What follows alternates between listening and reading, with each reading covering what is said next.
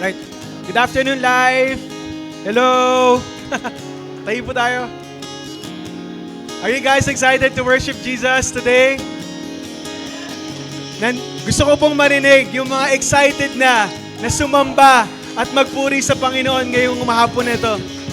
If you're ready to worship God with me in this first service of the year 2025, let's read from Psalms chapter 86.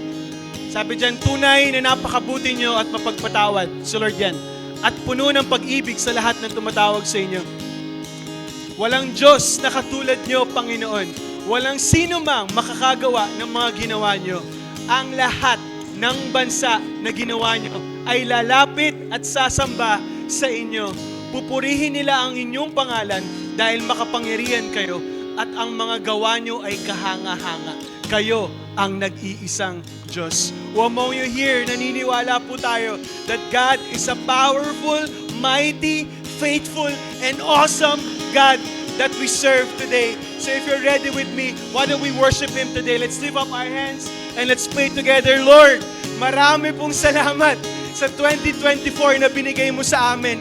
And Lord, this year, 2025, we're excited for the great things na gagawin mo sa buhay namin. And Lord, today, we just want to worship you. We just want to give you praise and thank you. We believe for a great and wonderful year na naghihintay sa amin this year, 2020-25. So Lord, we worship you. Itataas namin ang pangalan mo. We will dance and sing, for you are a good and faithful God that we deserve. We pray this. In the name of Jesus, we pray. Amen and amen. Why do we worship Him today? Come on, church, let's go.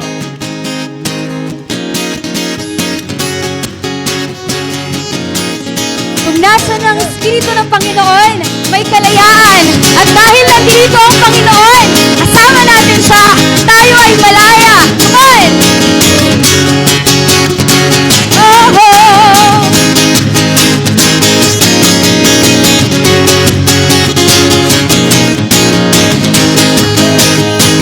Buong puso, walang alinlangan, buhay lalaya. Siya ay si Jesus, tagapagligtas ng buong mundo. Ang tanging daan, siya ay si Jesus. Tayo'y matagumpay, tayo'y matagumpay nang dahil sa Kanya. Susi kay buhay sa aming lahat. Nalangigit sa lakas ng pag-ibig. Jesus, katotohanan ang buhay ko. Kami napapasayaw sa kalayaan mo. Malaya na kahihiyan at kasalanan ko. Pinakawi lang lahat ng liwanag mo. Magpakailanman pusong pagtingin tutuon sa'yo, sa'yo lamang. Tayo'y matagumpay nang dahil sa Kanya. Jesus, ika'y buhay sa aming lahat. Wala nang hihigit sa lakas ng pag-ibig. Jesus, katotohanan ang buhay ko. Kami napapasayaw sa kalayaan mo. Malaya na, hey, hey! Malaya na, hey!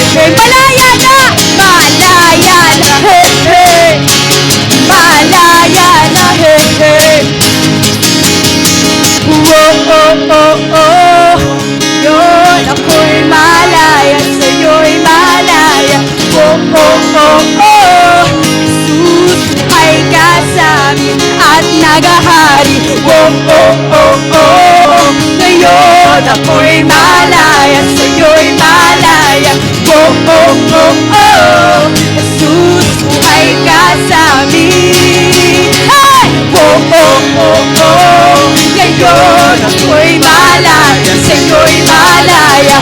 Oh, oh, oh, oh. Jesus, buhay ka sa amin at come on! Oh, oh, oh, oh. Ngayon ako'y malaya, sa'yo'y malaya. Oh, oh, oh, oh. Jesus, buhay ka sa amin. Jesus, tayo'y matagumpay nang dahil sa Kanya. Tayo'y matagumpay nang dahil sa Kanya. Jesus, ika'y buhay sa aming lahat. Wala nang hihigit sa lakas pag-ibig mo. Jesus, katotohanan ang buhay ko. Panginapapasayaw sa kalayaan mo. Malaya, hey, hey. Pakita natin na tayo malaya na ko. Malaya na, hey, hey. Malaya na, hey, hey. Oh, oh, oh.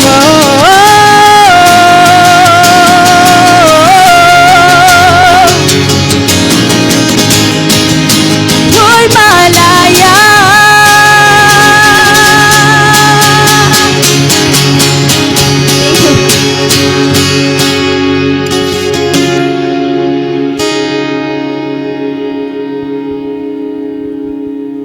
Salamat, God. Dahil kami yung pinalaya na dahil sa yung krus, Panginoon, na nagpapakita sa amin kung paano mo kami kamahal, kung paano mo kami pinatawad sa lahat ng mga pagkakasala namin noon, even sa mga future things pa na magagawa namin. Pero Lord God, salamat kasi alam namin, Lord, na Ikaw yung perfecter ng aming faith. Salamat, God, kasi every time na tumitingin kami sa cross, we're reminded, God, ng pagmamahal mo sa amin. Na talagang, grabe, Lord, you endure the pain. You endure everything. You sacrifice. You give your life to us, Panginoon. Kasi, sinasabi mo sa amin, ako lang ang kailangan nyo. Ikaw lang talaga, Lord, ang kailangan namin. Salamat, God, for this year, God. For this year na ikaw pa rin ang kasama namin, God. The same God that we have last year, Lord God. Thank you, Lord, for you are faithful, for you are loving, God. For your grace really abounds, Panginoon. Thank you, God. We worship you, Lord. We worship you, God. We worship you, Lord. Oh, Jesus.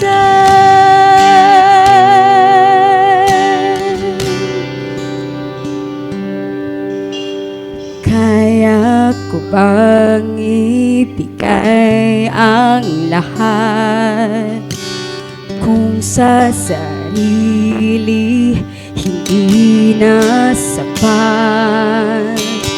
Kay raming kulang kayang punan.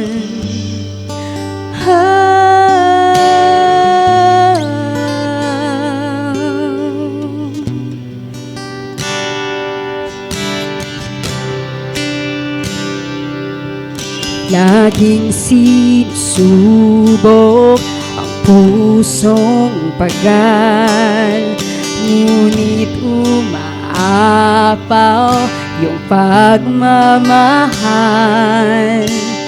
Kay raming kulang ang iyong pinunan, ngayon pa ba magdududa? Katapatan mo ay subok na. Ramdam ka sa ihip ng hangin, tanaw ka mga tala, liwanag ng buwan at araw ay patunay na ika'y dakila gaya ng ibon sa kalangitan. Bawat kailangan ay tutugunan.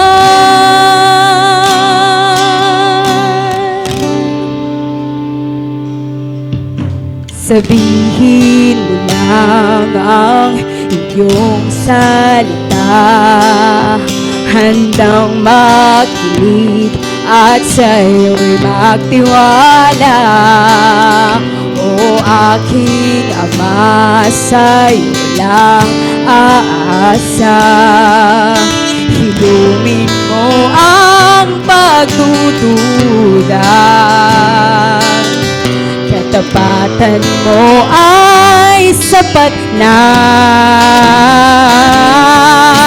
Ramdam ka sa ihip ng hangin, tanaw ka sa bilyo, mga tala, liwanag ng buwan at araw ay patunay na ika'y dakila gaya ng ibon sa kalangitan. Ikaw ang tangi kailangan.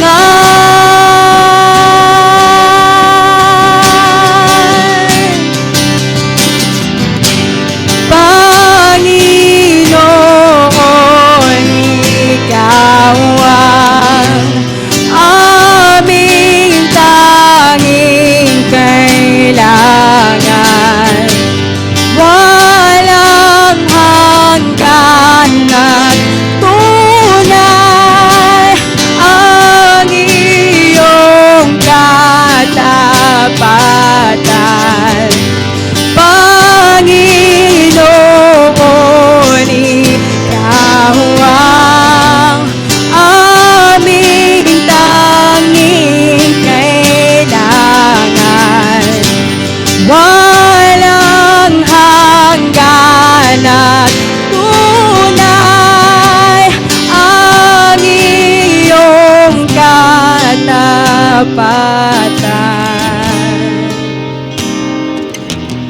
Gaya ng ibon sa kalangitan, ikaw ang tanging kailangan.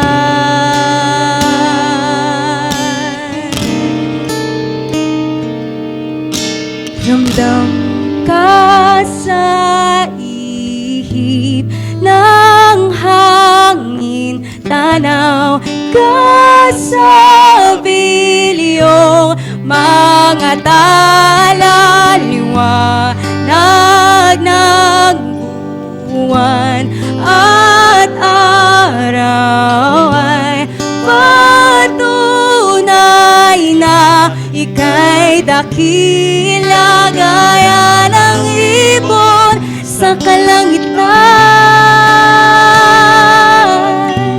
Ikaw ang tanging kailangan.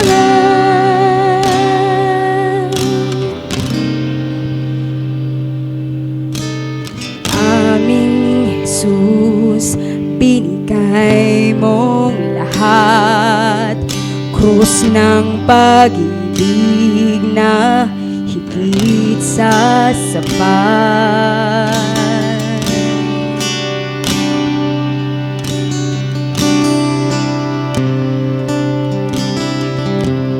Yes, Lord. Salamat, Lord, sa pagmamahal mo sa amin, Panginoon. Hindi namin kaya, Lord, na kami lang, Panginoon. Ikaw, Panginoon, ang aming tanging kailangan, Lord, sa araw-araw. Salamat, God, dahil hindi nagmamaliw, hindi natatapos ang pag-ibig mo sa amin, Panginoon. Maraming salamat, Lord, dahil namatay ka, Panginoon, upang kami mabuhay, O God. Thank you, God, for your faithfulness, for your never-ending love sa amin ng mga anak mo. Thank you, God. We love you, Lord. In Jesus' name we pray. Amen. Ayan. So, Happy New Year po sa ating lahat. Magandang hapon po. Ako po pala si Nelly, one of the life group leaders here in Life Novaliches and also part of Board of Trustees. Ayan, so this afternoon po, as we continue to give, as we continue to worship the Lord through giving, let's read po from Book of Psalms, chapter 27, verse 1, ESV version. The Lord is my light and my salvation, whom shall I fear? The Lord is the stronghold of my life, of whom shall I be afraid? So, sino po sa atin dito ang may New Year's resolution?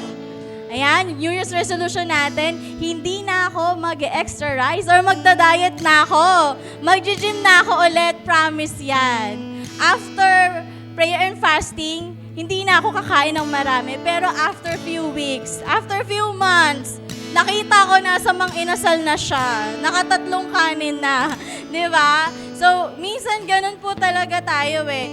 Hindi consistent kung tayo lang. Pero alam niyo po ba, ang pag-ibig ng Panginoon, hindi nagmamaliw, hindi natatapos, hindi nagbabago.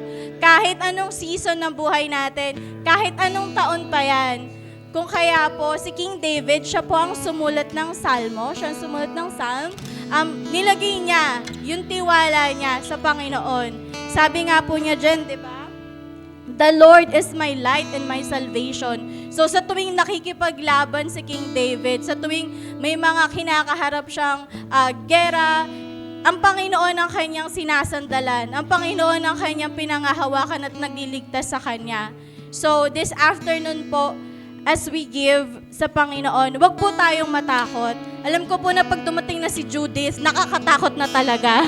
Pero po, wag po tayong matakot na maging generous at magbigay sa Panginoon. Dahil ang Panginoon po, sa Kanya po nanggaling at lahat. Siya po ang nagpo-provide sa atin at ang Panginoon po, faithful siya. Hindi niya po tayo pababayaan. So let's pray. Lord, maraming salamat Panginoon dahil Ikaw, Lord, ang nagbibigay sa amin, Panginoon, sa araw-araw, O God. Salamat, Lord, dahil hindi nagmamaliw, Panginoon, yung pag-ibig mo sa amin. Thank you, God. Hindi rin kami, Lord, kinakapos na ubusan, Lord, because your grace is sufficient. Thank you, God. In Jesus' name, Amen. And this time naman po, let's pray for our next generation, ang mga bata. Pag-pray po natin sila. Lord, maraming salamat, God, sa buhay, Panginoon, ng mga bata na to. Salamat, Lord, dahil pinagkaloob mo sila, Panginoon, sa amin, Panginoon, sa Life Church, O God. Dalangin namin, Lord, na lumaki sila, Lord, na kilala ka, na minamahal din, Panginoon, ang mga tao sa paligid nila. Dalangin namin, Lord, na lumaki sila, Panginoon, at gamitin mo sila, Lord, sa kingdom mo, that they will serve, Lord, 10 times better, Panginoon. Dalangin namin, Lord, na bigyan mo rin po rin ng strength, wisdom, Panginoon, ng kanilang mga magulang, ang mga guardian nila, Panginoon, upang lumaki sila, Lord, sa will mo, O God. Thank you, Lord. In Jesus' name, Amen. Let's continue to worship the Lord.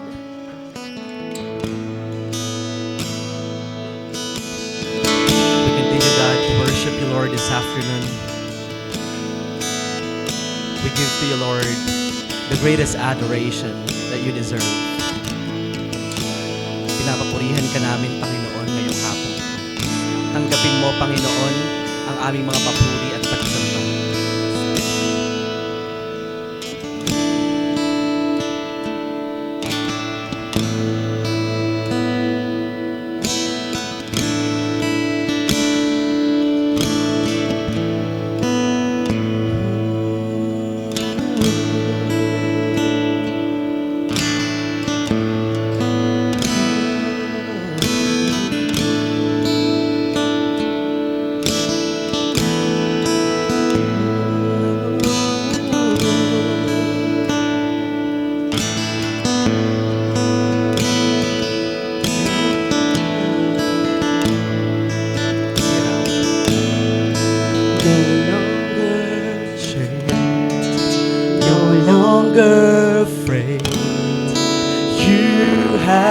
Washed me white as snow, no longer bound.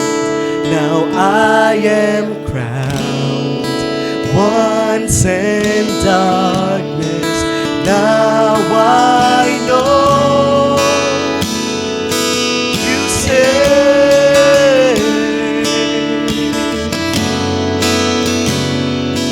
You say, and you give me beauty for ashes,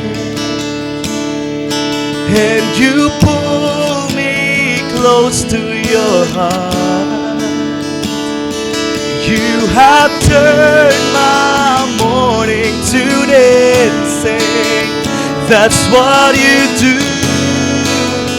That's who you are.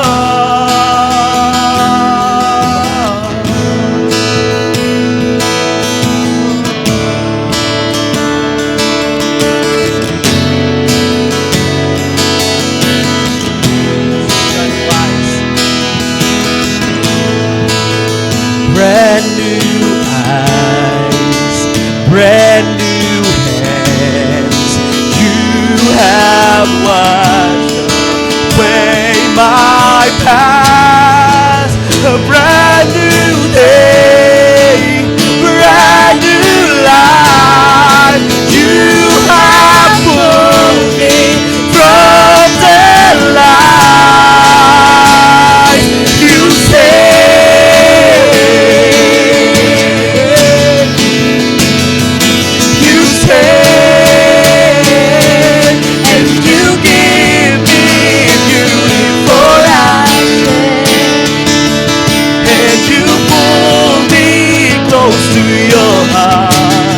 declare that you have turned my mourning to dancing.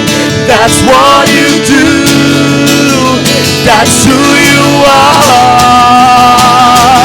And you give me beauty for ashes, and you pull me close to your heart. You have turned my mourning to dancing. That's what you do. That's who you are. Oh,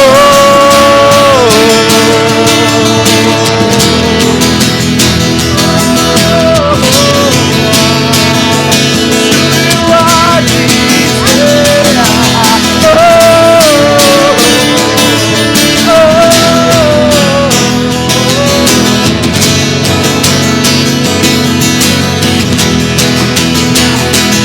I'm no longer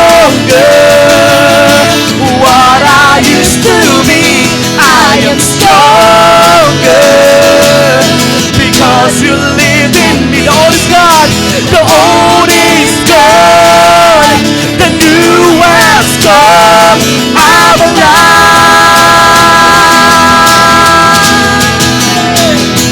I'm no longer what I used to be. I am stronger because you live in me. The old is gone, the old is gone, the new has come. I'm alive.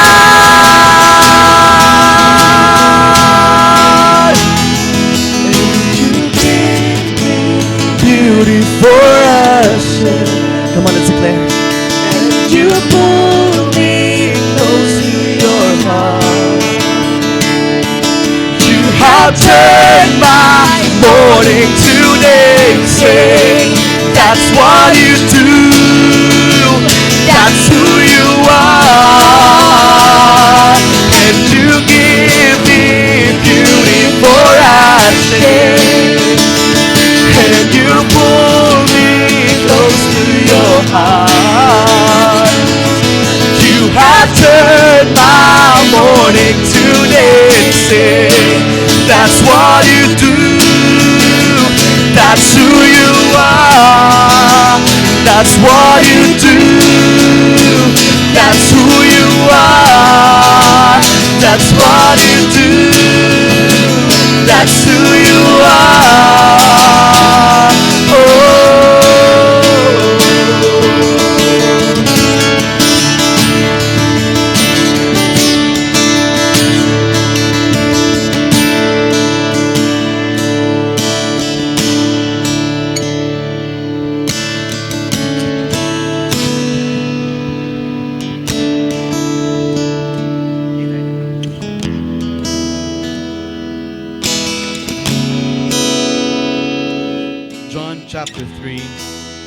verses 1 to 15.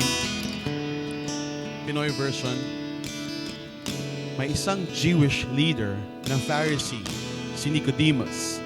Isang gabi, pumunta siya kay Jesus at sinabing, Rabbi, alam namin na isa kayong teacher na pinadala ng Diyos.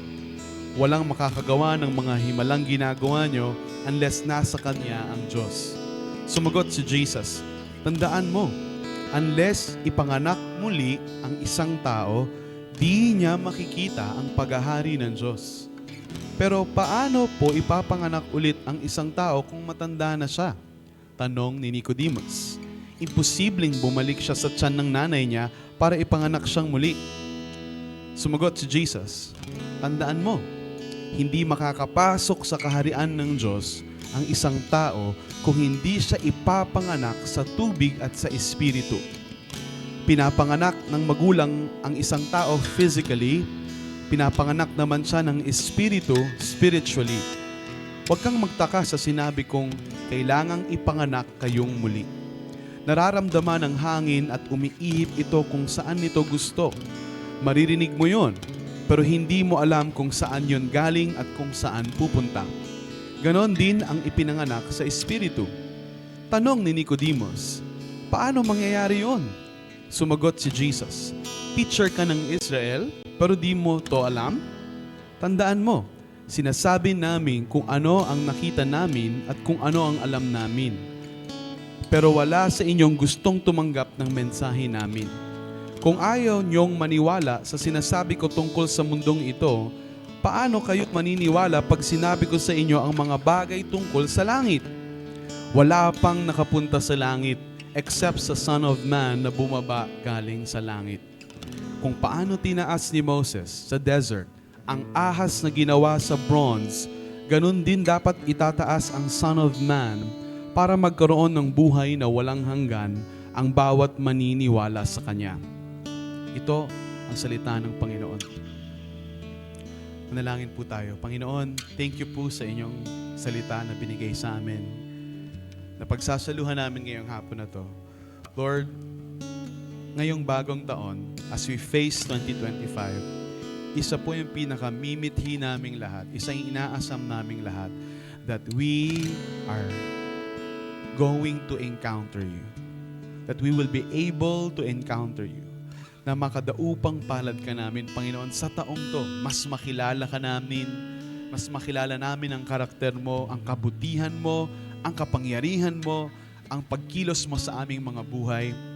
At Panginoon, sa salitang ito na binasa namin, turuan niyo po kami. Tulad ng binasa namin, tulungan niyo po kami lahat na ipanganak sa tubig at sa espiritu para makilala ka namin, para matransform kami ng pagkakakilala namin sa iyo sa pamamagitan ng iyong salita. Salamat sa presence mo. Alam namin nandito ka ngayon, Lord, sa aming kalagitnaan. We praise you and we honor you. In Jesus' name we pray. Amen. Let's give God a hand.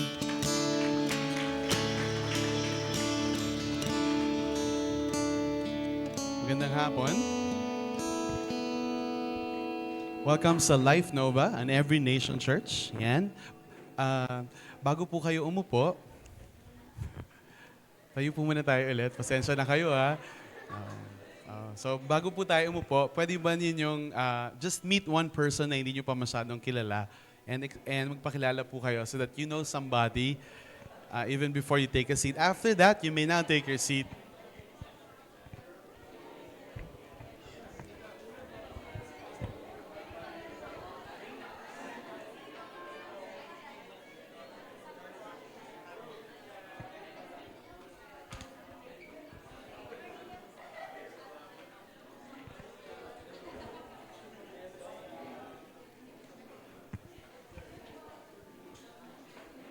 Yan, makakaupo na po tayo.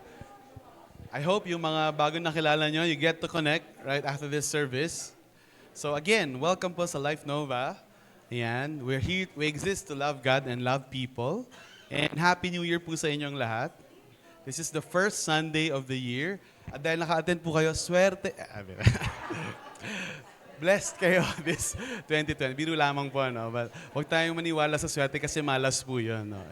But, one thing we believe in is that the Lord's blessing will be upon us this 2025 as we encounter Him together as a church community. A bit of announcement. We are having our yearly annual prayer and fasting globally, as in every nation, churches of 82 plus nations. Sabay-sabay po tayo, buong mundo, globally. We're gonna have our prayer and fasting starting tomorrow, Monday hanggang Friday. So dahil po doon, bukas po ang ating center, worship center, every 6 p.m. ng gabi, from Monday to Friday. So that meron po tayong everyday prayer meetings or prayer house para salubungin natin yung bagong taon nang naririnig natin ang Panginoon ng maigi regarding our direction sa buhay natin. And the reason we've been doing this, matagal na to. This has been going on since many, many years and walang humpay yan. Every year, nag-aayuno tayo. We engage in marami pong klase ng fasting, maraming klase ng pag-aayuno. And ginagawa natin to so that hindi para marinig tayo ni God, kasi naririnig tayo ni God, kundi baligtad para mas marinig natin siya. So that we're able to remove the distractions from our life. Ilan sa inyo yung distraction sa buhay nyo, yung extra rice, no? So alam ko marami pang iba, no? But we're able, bukod sa it's healthy, bukod sa fasting is healthy, it's also healthy for us spiritually.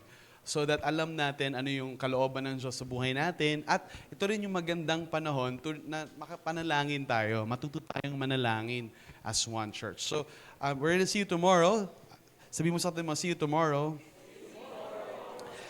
Yan. So, and ang tema ng ating prayer and fasting ngayong taong ito ay cross or the cross o ang krus. Now, the cross is the central message of all the Bible. Ang pinaka-importanting mensahe na maririnig natin sa Biblia ay ang cross ni Jesus Christ. So, ano tong series na to? Bukod sa this is the theme of our prayer and fasting, ito rin yung series natin sa buong January. And ito yung, alam ko naman na pinag-uusapan natin to sa Life Day, chapter 3 ng Life Day. But this time, we're gonna see the stories of specific people, mga tao, na na-encounter nila yung birth, life, death, at resurrection ni Jesus. At dahil doon, forever na bago yung buhay nila. We're gonna look at different accounts of people in the New Testament na na-enkwentro si Jesus, nakadaupang palad ang Panginoong Hesus, at paano nito na bago yung kanilang buhay. So ready na ba kayo?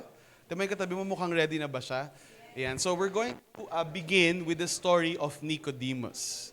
Now this message is entitled From Curious to Convert.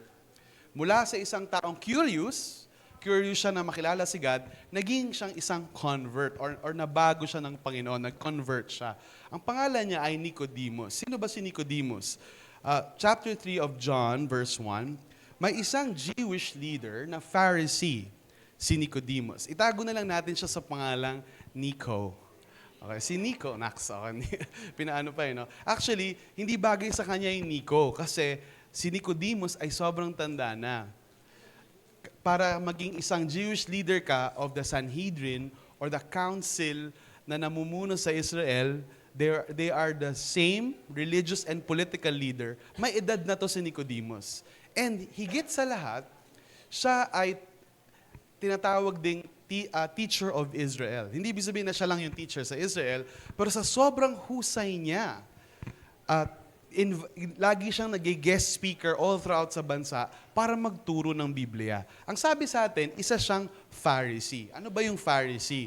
Ang isang Pharisee ay isang religious leader na dinidisiplina niya yung sarili niya na tuparin lahat ng utos na binigay ng Panginoon kay Moses. At ang paniniwala ng mga Pharisee, pag na-perfect nila lahat ng yon, makikita nila ang kaharian ng Diyos at makakapunta sila sa langit. And I'm very curious dito ay ang mga Pharisee ay kalaban ni Jesus. meron silang matinding banggaan sa kwento ng Gospels. And very interesting yun, no? Kung sino pa yung mga religious leaders nung panahon na yon, sila pa yung nakalaban ng Panginoong Yesus. And in fact, sorry, hindi ko naman, spoiler alert, kasi ilang libong taon na yung kwento ni Jesus, no? Sila rin yung nagpapatay sa Panginoong Yesus. That council of leaders are the ones who judged Jesus to be crucified and to die under Roman law.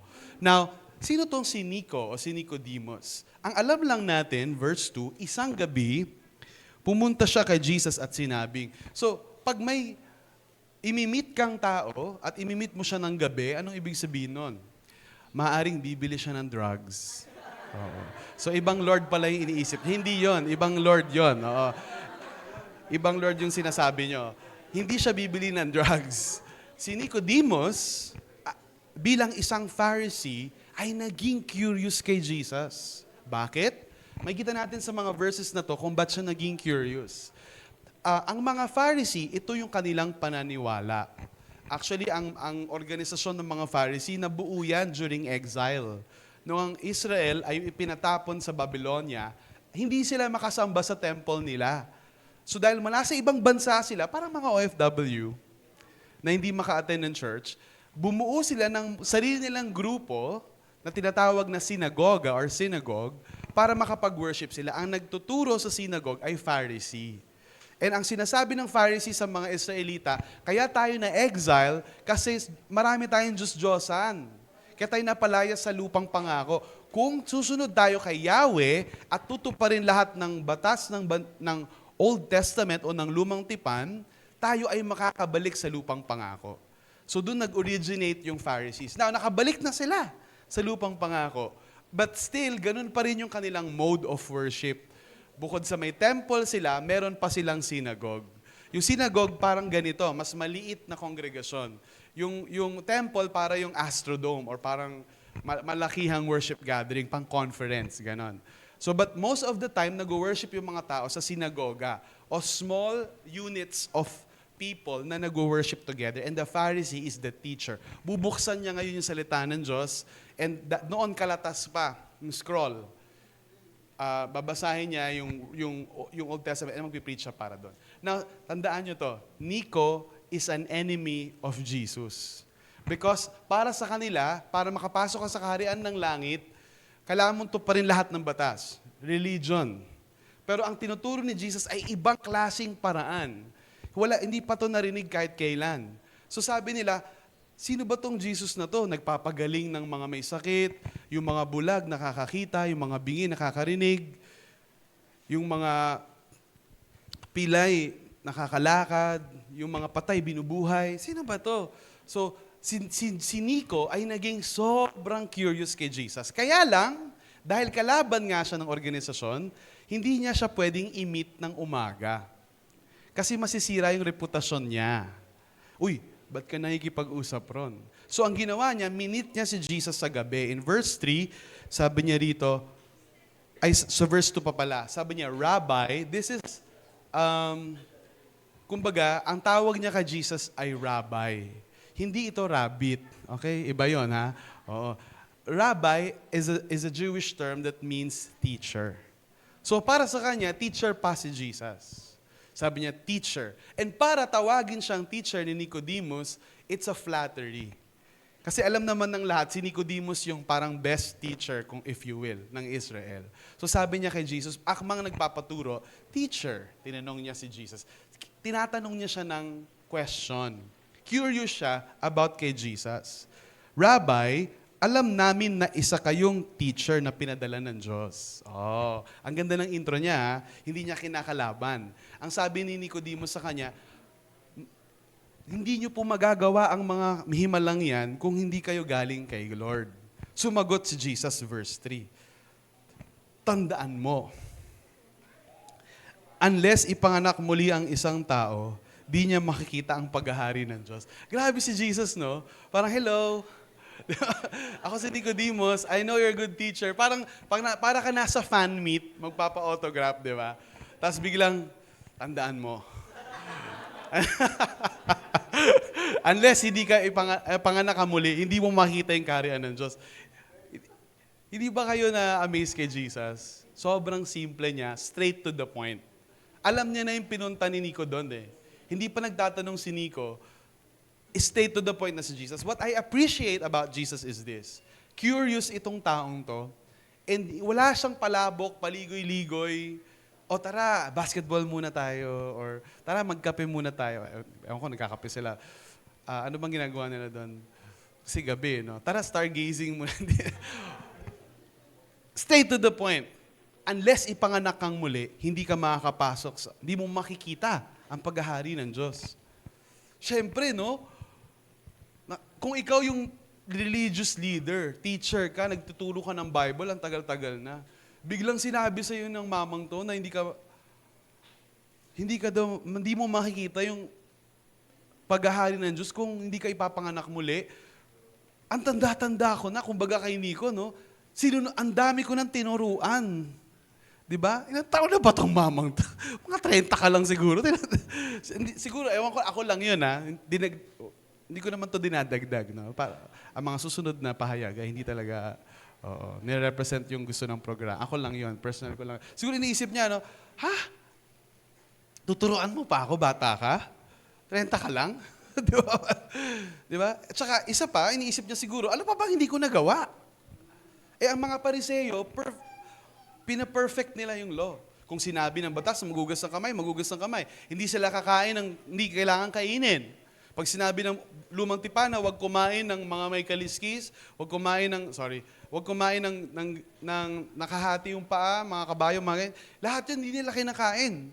Tinatry nilang i-perfect yung law. Tapos sinabihan ba naman siya na, may kulang pa sa akin? Verse 4. Tinanong niya ngayon si Jesus. Diba? Total, alam mo na yung pinunta ko at diretso ka nang sumagot. Ito yung tanong ko sa'yo, Jesus. Tinanong ni Nico. Pero paano po ipapanganak ulit ang isang tao kung matanda na siya? Tanong ni Nicodemus. Posibleng bumalik siya sa tiyan ng nanay niya para ipanganak siyang muli. Hindi naman namimiloso po to si Nicodemus. Ikaw ba naman sabihin sa'yo, matanda ka na kailangan mong ipanganak ulit? Siyempre, napaisip siya, babalik ba ako sa tiyan ng nanay ko? Di ba? Paano kung patay na yung nanay ko? Di ba? Wala na akong babalikan. So ito, ang maganda naman kay Nicodemus, nakatangian na makikita nyo rito, hindi niya maintindihan yung sinabi ni Jesus. Yung iba sa atin, pag di na naintindihan, layas na. Ayoko na dito, hindi na ako babalik. Sinasabi ko na nga ba? Lumayas na. Ang maganda kay Nico, he held on to Jesus and said, gusto kitang maintindihan. Ganun ba tayo kay Lord? Ilan po sa inyo dito, meron kayong mga hindi pa naiintindihan tungkol sa faith natin? So yung mga hindi nagtaas ng kamay, naiintindihan nyo na lahat. Iniimbitahan ko kayo ngayon. Kayo na ang magturo sa amin. Kailangan namin kayong marinig. At marami akong itatanong sa inyo. Ulitin natin ulit. Baka hindi nyo lang narinig. Ilan sa inyo, may mga tanong pa kayo tungkol sa Biblia o sa faith natin? Katulad nating lahat ng mga normal na tao, di ba? May mga tanong pa tayo tungkol kay Lord. And so, ito yung kagandahan kay Nicodemus. Kahit may tanong siya, it doesn't make sense to him, hindi nag-i-equate sa kanya, hindi siya lumayas. He stayed with Jesus and said, Lord, gusto kitang maintindihan. Ano ba yung sinabi mong ipanganak muli? In the English translation, ang sinasabi ni Jesus, unless you're born again, you cannot see the kingdom of heaven. Doon nag-originate yung term na born again. So akala ng marami ang born again, religion. Ang born again, hindi po religion yan. Pag pinanganak yung anak nyo at tinatanong ng nurse, anong religion niya, huwag nyo namang ilagay doon, born again Christian. Hindi po yun religion. Ang religion doon, yung Christianity. O kung gusto nyo specific, evangelical Christianity. Evangelical Christian. Pero yung born again, hindi yan isang reliyon na papasukan mo. Ang born again, ang pagiging born again o pagpapanganak muli, ito ay ginagawa ng Diyos sa isang tao. Ang Diyos lang yung pwedeng gumawa nito. Akala mo pag umattend ka sa church ng mga born again ka na? Ang pagiging born again o pinanganak muli, isa itong gawain lamang ng Diyos. Hindi ito pwedeng gawin ng tao lang. Hindi ito pwedeng gawin ng leader lang. Hindi ito pwedeng gawin ng pastor lang. Hindi mo ba alam, Pastor Tim, si Pastor Henry ang naglublob sa akin sa tubig. Kahit si Pastor Ernie pa yung naglublob sa'yo. Walang kapangyarihan ng tao na baguhin ang isang kapwa niya tao. Ang pwede lang bumago at magpanganak muli sa isang tao ay ang Diyos lang talaga. Ito yung pinag-uusapan nila. And ito, makikita nyo rito, curious si Nicodemus. Meron ba kayong kaibigan na curious kay Jesus? Diba, nasa opisina ka, kapitbahay mo, or kaklase mo, uy, pre, ano yung pinopost-post mo sa FB mo na may fasting kayo, ganyan. Ano yan? Anong kulto yung sinaliam mo, di ba? Curious sila, no? So, anong dapat nating ginagawa pag curious yung tao kay Jesus? Sineshare natin yung mabuting balita. Babalik tayo sa cross. Again, the cross is the central message of the Bible. And importante para sa atin, as this year begins, na pinapamalita natin yung pinaka-importanting balita na dapat marinig ng isang taong nabubuhay. Yung krus ng Panginoong Yesus. And importante na sinishare natin yun. Tingnan din nyo si Jesus, nakakatuwa siya, no? Wala siyang paligoy-ligoy, diretso na siya. And I encourage you this. I encourage you with this. Kung may kakilala kayo na hindi pa, alam nyo wala pang relasyon sa Panginoon, o maaring relihiyon lang yung meron siya, i-share ninyo yung love ni Jesus sa kanila na mapag-uusapan natin today. Hindi pa naman tayo tapos. Asan yung love dyan? Wait lang. Oo. So, but kailangan nating i-share yung mensahe ng cross sa kanila. And paano ko po gagawin, Pastor? Katulad din ng ginawa ni Jesus, diretso lang. Kasi marami dyan, lalapit na sa iyo eh. Magtatanong sa, ano pong gagawin ko kung ayaw niya? Or tinawanan niya ako, or nireject niya ako? Tuloy natin yung kwento. In verse 5, sumagot si Jesus. Inulit niya ulit, tandaan mo. Sa English, truly, truly, I say to you, hindi makakapasok sa kaharian ng Diyos ang isang tao kung hindi siya ipinanganak sa tubig at espiritu. Ngayon, ini-specify na ni Jesus yung ibig sabihin ng born again. Ano ba ibig sabihin ng born again? O ipinanganak muli? Sabi ni Jesus sa kanya, hindi ka makakapasok sa kaharian ng Diyos hanggat hindi ka ipinanganak sa tubig at sa espiritu. So ngayon, nagbigay si Jesus ng dalawang detail. Paano daw nangyayari yung pagiging born again ng isang tao? Ipinapanganak daw ang tao sa tubig at sa espiritu.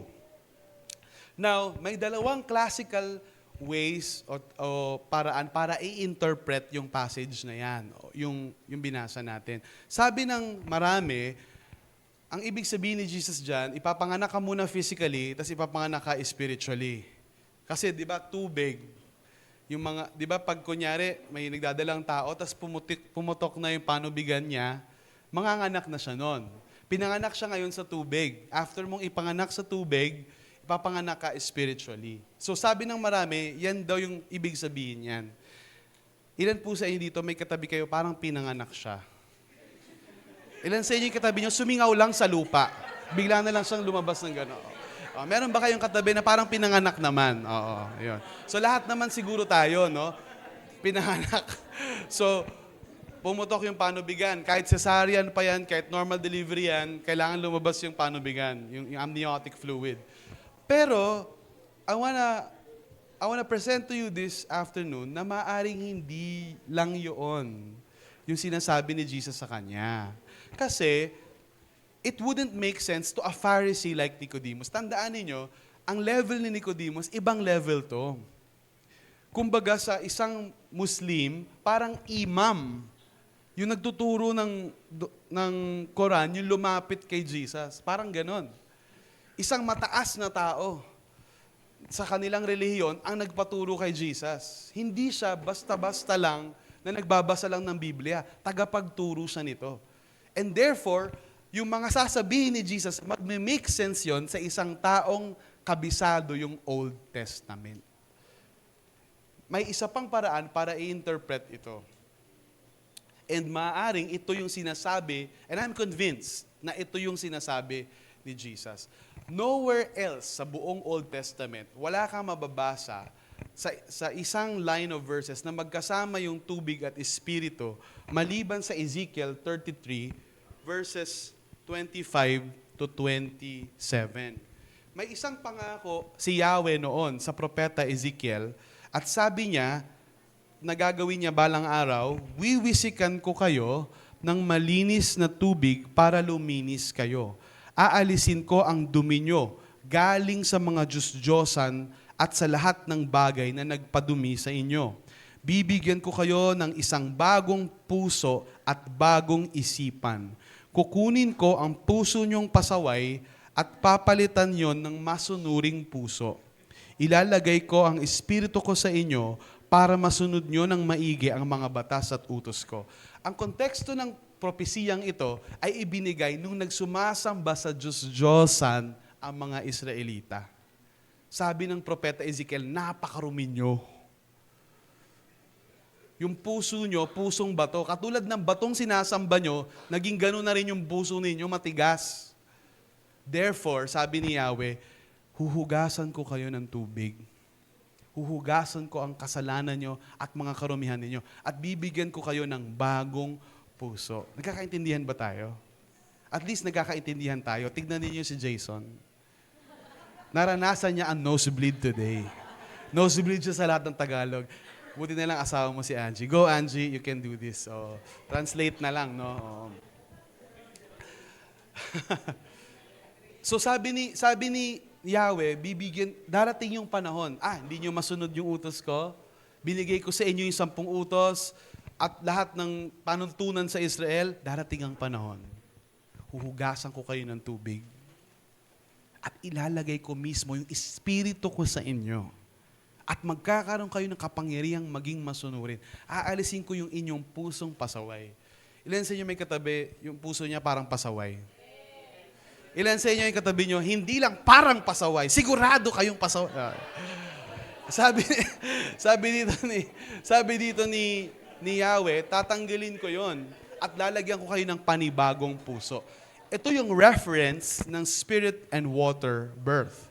Kaya pag tinignan nyo yung, balik tayo dun sa John, maaaring ito yung sinasabi ng Panginoong Yesus kay Nicodemus. At si Nicodemus bilang expert teacher of the law, automatic mag-register sa utak niya yung scripture kung saan nag-i-exist yung birthing of the water in the spirit. Naalala niya Ezekiel. In other words, this is what Jesus was saying.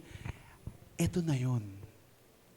Ito na yung pinangako ng propetang Ezekiel na babaguhin ko kayo. At lalagyan ko kayo ng pusong masunurin sa utos ko. At ilalagay ko yung portion ng espiritu ko mismo sa inyo para kayo ay makita ninyo ang paghahari ng Diyos. So, dinidescribe ni Jesus kay Nicodemus yung born-again experience or yung born-again process na ginagawa ng Panginoon. Ano kaya nangyari kay Nicodemus? He is a very curious seeker. Curious seeker. Pag sinabing seeker, hinahanap niya ang Diyos. Hinahanap niya yung totoo. And tandaan ninyo, meron silang relihiyon noon, Judaism. Hindi sila sumasamba kay Juday, pero it came from the tribe of Judah.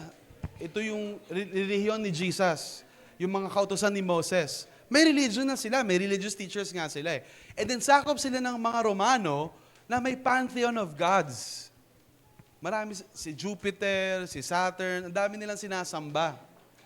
And in the midst of all of this, confusion and so many religions, dumating si Jesus bearing the truth. Isipin ninyo. He was a seeker. Curious siya. Kayo ba, curious kayo sa Panginoon? Alam niyo yung, isa to sa mga natutunan ko last year. Sobrang importanteng lesson ng 2024 for me. Sa buhay Kristiyano pala, importante yung curiosity. Curiosity. Yung curious ka. Pag hindi ka na curious kay Lord, tumitigil ka na rin na mag-grow. Para mag-grow ang isang Kristiyano, importante yung curiosity. Bakit ganon? Ba't sinabi ni God yun? And ang mangyayari sa'yo, pag curious ka, hahanapin mo yung sagot sa Panginoon. Hahanapin mo yung sagot sa salita niya. Hahanapin mo yung sagot sa church community niya. Magpapatulo ka, nagiging disciple ka ngayon. Iba kasi yung nagsisimba lang eh. Para lang magdala ng swerte sa bahay. Iba yung disciple. Iba yung disciple, alagad, follower. Sumusunod ka talaga sa mga teachings ni Jesus. And pag curious ka at seeker ka, hinahanap mo si Jesus, anong pangako ni Yahweh? You will seek me and find me when you seek me with all of your heart. Pag buong puso mo siyang hinanap, masusumpungan mo siya. Mga kapatid, importante ito sa prayer and fasting. Ang prayer and fasting, hindi lang ito parang, Lord, ito yung listahan ng mga prayer requests ko, hindi ako kakain, tuparin mo. Hindi lang siya ganon. While marami tayong testimonies and miracles na mga tinupad ng Panginoon na panalangin, ang prayer at fasting, ang pinaka-importante dito, ay hanapin natin, seek. Seek who God is. Lalo na sa mga matagal nang born again, quote and quote. Matagal nang born again. Matagal nang Kristiyano. Wala nang curiosity. Sawang-sawa na. Di ba? Pag pumasok yan sa church, tataas yung kamay, bababa. Tatayo yan. Bababa. Wala na siyang gana. Wala na siyang excitement na kilalanin si God. And hindi lang yan, that's true for all relationships, kahit sa mag-asawa. That's what keeps a marriage very strong. Yung curiosity nyo sa isa't isa.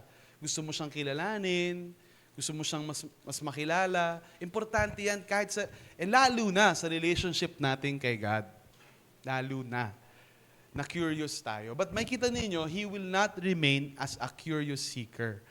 Dahil sa gagawin ni God sa kanya, mag-iiba siya. He will become from a curious person to a convert. And makita natin yung proseso kung paano siya susunod sa Panginoon. Pero balik tayo doon sa kapanganakan ng tubig at espiritu. Ano ba talaga yung tama? Ipapanganak muna physically, ipapanganak spiritually, o yung sinasabi ni Ezekiel? While I'm convinced na yung sinasabi ni Ezekiel yon, ito yung in common sa dalawang interpretation na yon. Para i-harmonize natin yan. Kasi yan ang turo ng mga Kristiyano for hundreds and hundreds of years. Parehong tama naman yun eh. Although mas convinced ako dun sa Ezekiel na verse. Pero paano natin i-harmonize yun? Ito yung pareho sa dalawang interpretation na yun. Ang kapanganakan muli, o ang pagiging born again, ay gawa lang ng Diyos. Wala tayong part doon. Ilan po sa inyo nung pinanganak kayo, nakapili kayo ng magulang?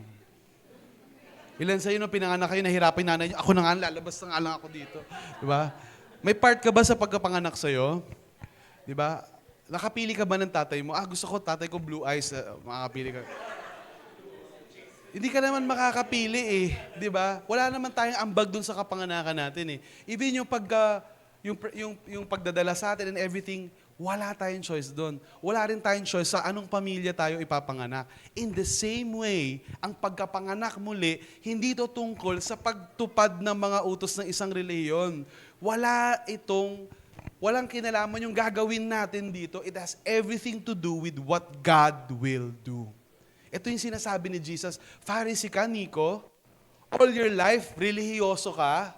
Akala mo na pag tinupad mo lahat ng to, hindi ka kumain ng dinuguan, nagsuot ka ng mahaba, hindi ka nagputol na. Pag ginawa mo lahat niya, pupunta ka ng langit. I tell you this, kung hindi ka ipapanganak muli sa spirito at tubig, hindi mo makikita ang paghahari ng Diyos. It's like Jesus saying, ang Diyos lang yung pwedeng mag-born again sa tao. Hindi ikaw. Ayaw ni Nico yun. Siyempre, Pharisee siya eh. All his life, yun nga yung buhay niya eh. I-perfect, kabisaduhin lahat ng utos, to pa rin ito. Tapos sasabihin ni Jesus, wala siyang magagawa. Si Lord lang yung pwedeng gumawa nun. Hindi yun komportable para kay Nico. At para sa marami sa mga kababayan natin na very religious, hindi to magandang balita. Mas gusto pa nga ng mga tao yung pag ginawa mo to, dinasal mo to, nagbayad ka ng ganito, tinapos mo itong ganito, sigurado nasa langit ka na. Pag si Pastor Tima nagdasal sa'yo, sigurado pakikinggan ka ni Lord. Yun ang mas gusto ng mga tao. Pero ayaw nila yung sinasabi mismo ni Jesus. Ang Diyos lang yung pwedeng bumago ng isang tao. Pinanganak ang magulang ng isang tao physically, pinanganak naman siya ng espiritu spiritually. See, ang espiritu lang yung pwedeng magpanganak. Yung Espiritu lang ng Diyos yung pwedeng gumawa nito sa atin. And see, salvation, the kingdom of God, it's never achieved, only received. Hindi mo ito maa-achieve pag ginalingan mo. Pinerfect mo lahat ng... Hindi, tinatanggap mo to na libreng regalo. And so at this time, si Nico, na ano na siya, nawindang na siya. Ha? So yung buong buhay ko, mali? Di ba, yun ang mahirap pag matagal ka na sa isang reliyon. Pag tumanda ka na doon, naging tumaas na yung rango mo at mga ninuno mo, yun na. Dito na ako pinanganak, dito na ako mamamatay. Sasabihin mo sa akin, ngayong matanda na ako, magbabago ako. Papakonvert ako. Di ba, nasa stress na si Nico. Verse 7. Huwag kang magtaka. Sa sa English, do not marvel at this. Ilan sa inyo familiar kayo sa Marvel? Ilan sa inyo mas gusto nyo DC? Sila Superman, anong mas maganda? Marvel o DC? Anong sabi ni Jesus? Do not marvel. Superman tayo, DC. Biro lang, no? It's not Now, marvel in the original language is matter.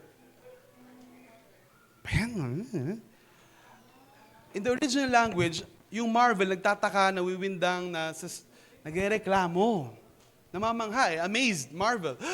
At dahil sa pagka-amaze niya, sa amazement niya, nagrereklamo siya ngayon. Ibig sabihin, tagal-tagal ko ng Pharisee. So maaari, nagma-marvel si Nico nung narinig niya yun. Ha? Di ba ganun din yung mga sineshare natin ng gospel? Ang kaligtasan, libre lang yan. Ha? Libre lang? Tatanggap, maniniwala lang ako. Ayaw nila. Too good to be true. So nagmamatter. Nagmamarvel. Bayan. Sabi ni Jesus, wag kang magtaka sa sinabi kong ito. Kailangang ipanganak kayong muli. Verse 8. Sabi ni Jesus, nararamdaman ang hangin at umiihip ito kung saan nito gusto. Maririnig mo yon, pero hindi mo alam kung saan yun galing at kung saan pupunta. Ganon din ang mga pinanganak sa Espiritu. So ano sinasabi ni Jesus dito? Bigla niyang binrot up yung hangin. Katulad ng hangin.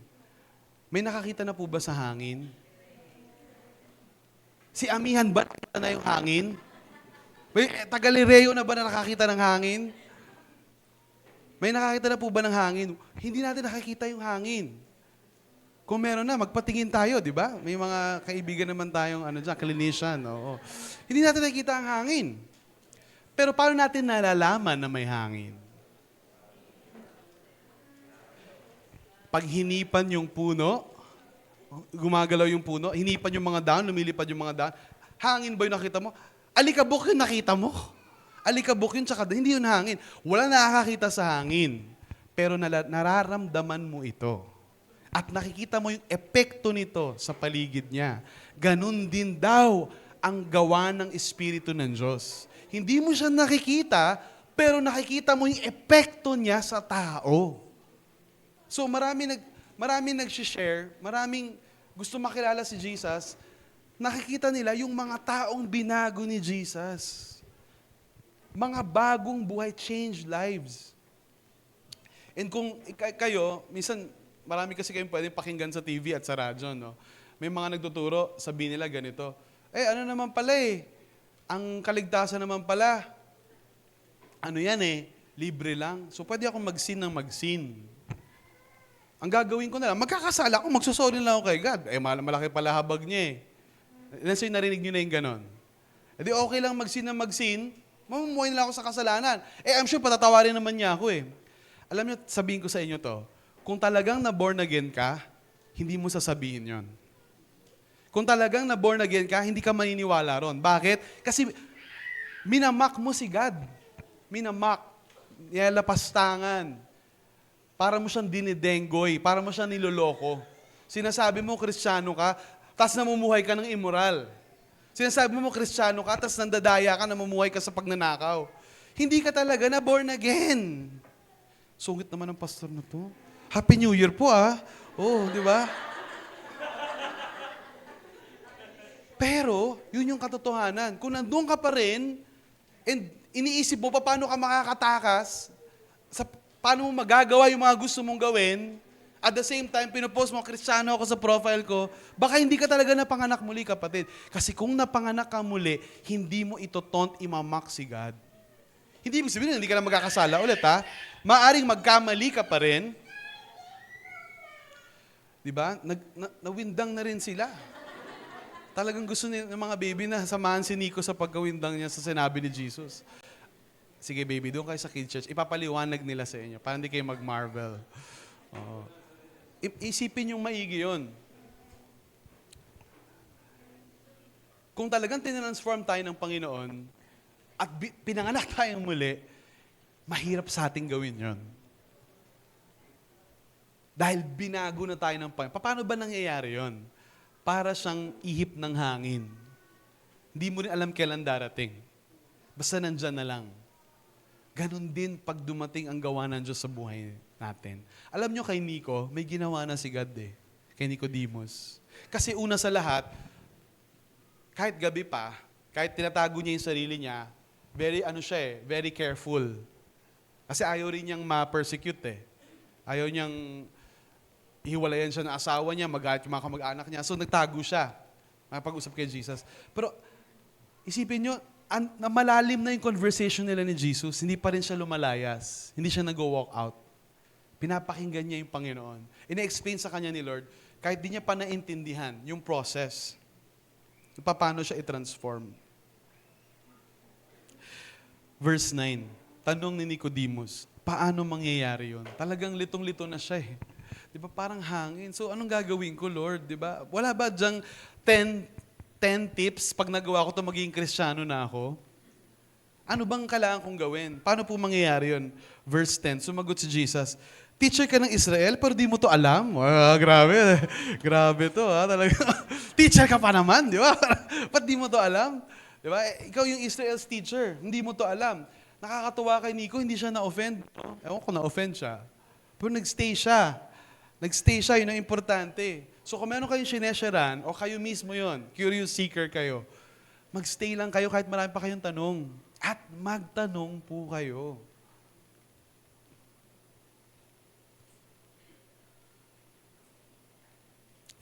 Tandaan mo, sinasabi namin kung anong nakita namin at kung anong alam namin.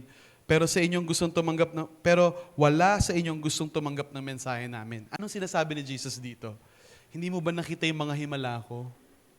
Hindi mo ba nakita na yung mga bingi nakakita? Pwede naman pala yun. Yung mga bingi nakarinig? Hindi mo ba nakita na yung mga bulag nakakita? Ito na yung ebidensya sa harap mo. Ayaw mo pa ring maniwala. So anong sinasabi dito ni Jesus? Kapag may ayaw tumanggap ng katuruan ni Jesus, hindi yun dahil kulang siya sa milagro o kulang siya sa miracle, matigas talaga yung ulo ng tao. Tulad ng sinasabi ni Ezekiel, parang bato. Tulad ng sinasamba nilang bato. Naging bato na rin yung puso. Hindi kulang ng evidence Ang tigas ng ulo. Parang si Nicodemus din, matigas yung ulo. Sinasabi na ni Jesus sa kanya, ito yung scripture na yun. Dapat mag-ting-ting, dapat mag-connect na yun sa kanya. Ayaw niya pa rin. Paano? Verse 12, kung ayaw niyong maniwala sa sinasabi ko tungkol sa mundong ito, paano kayo maniniwala pag sinabi ko sa inyo ang mga bagay tungkol sa langit? Earth level pa lang yung usapan natin paano ko pa sa ituturo yung langit? Ito lang hindi mo matanggap. Verse 13, wala pang nakapunta sa langit except sa Son of Man na bumaba galing sa langit. Son of Man is a title in the prophet Daniel's book. Na ito yung pinrophesy ni Daniel na anak ng Diyos na bababa, ang tatawagin siyang Son of Man. Ito yung paborito ring title ni Jesus sa sarili niya. At sabi ni Jesus sa kanya, wala pa nakapunta ng langit except sa akin, Son of Man. Ako dapat yung magturo sa'yo kung paano pumunta sa langit. Galing ako dun Isipin niyo itong maigi. Ang daming relihiyon sa mundo. Ang dami. Paano natin malalaman kung ano yung tama? How do we know the way? Iisa lang yung relihiyon o grupo na yung religious founder nila na buhay ulit. Lahat ng reliyon sa mundo, patay na. Patay na yung founder nila. Sige, sumunod ka sa patay. Doon din ang hinatnan mo, patay din. Mamamatay ka din. Sinasabi ni Jesus, ako lang. Yung source ng buhay na walang hanggan. Buhay siya eh. And I submit to you, dahil buhay siya, at dahil na buhay siyang muli, at this point of the story, hindi pa siya namamatay nito. Pero eventually, mamamatay siya at mabubuhay siyang muli. Proving that He is indeed the Son of Man and the Son of God. At dapat natin pakinggan yung mga tinuturo niya. Verse 14. Kung paanong tinaas ni Moses sa desert yung ahas na gawa sa bronze, ganun din dapat itataas ang Son of Man para magkaroon ng buhay na walang hanggan ang bawat naniniwala sa Kanya. Ano yun? Verse 16. Sobrang mahal ng Diyos ang mga tao sa mundo. Kaya binigay niya ang kaisa-isa niyang anak para hindi mapahamak ang lahat ng naniniwala sa Kanya, kundi magkaroon sila ng buhay na walang hanggan. Ilan sa inyo familiar kayo sa John 3:16? Ngayon nyo na narinig yun? John 3:16. Parang panatang makabayan na yata yun naman. For God so loved the world that He gave His only Son, that whoever believes in Him but shall have the most famous verse of all. The most famous verse of all. Ganoon na lamang yung pag-ibig ng Diyos sa sanlibutan na binigay niya yung kaisa-isa niyang anak. At sino mang sumampalataya sa Kanya ay hindi na mamamatay, kundi magkakaroon ng buhay, life, na walang hanggan. Familiar ba tayo ron? Alam niyo kung bakit ang daming tao sa kids church na naririnig yon at walang talab, walang epekto? Kasi pwede mong kabisado yun, tas wala lang eh. How many of you know that? Di ba familiar tayo doon? Pero do you know why it doesn't make sense to most of us? Kasi the verse starts with for. For God so loved the world. It's a conjunction, ibig sabihin may bago yon. Hindi mo maintindihan yung love ni God sa verse 16 kung di natin naintindihan yung 14 at 15. Balikan natin yung 14. Kasi conclusion yung 16 eh. Ano ba yung sabi sa 14? Kung paano tinaas ni Moses sa desert yung ahas na gawa sa bronze, ganun din dapat itataas ang Son of Man para magkaroon ng buhay na walang hanggan ang bawat naniniwala sa Kanya. Kung pupunta kayo sa Numbers 21, book yon of the Bible, kahit Numbers yung pangalan, hindi siya math, okay lang. Numbers 21, may kita niyo yung istorya sa Bible na nagkasakit yung Israel. So sabi ni Yahweh, maglagay ka ng ahas at ilagay mo sa stick at itaas mo. At lahat ng titingin sa ahas na yun ay gagaling. Isang very mysterious event in the Old Testament yon. At sinasabi ni Jesus, may sinasabi siyang mensahe kay Nicodemus. I'm sure familiar si Nicodemus doon, being a teacher of the law.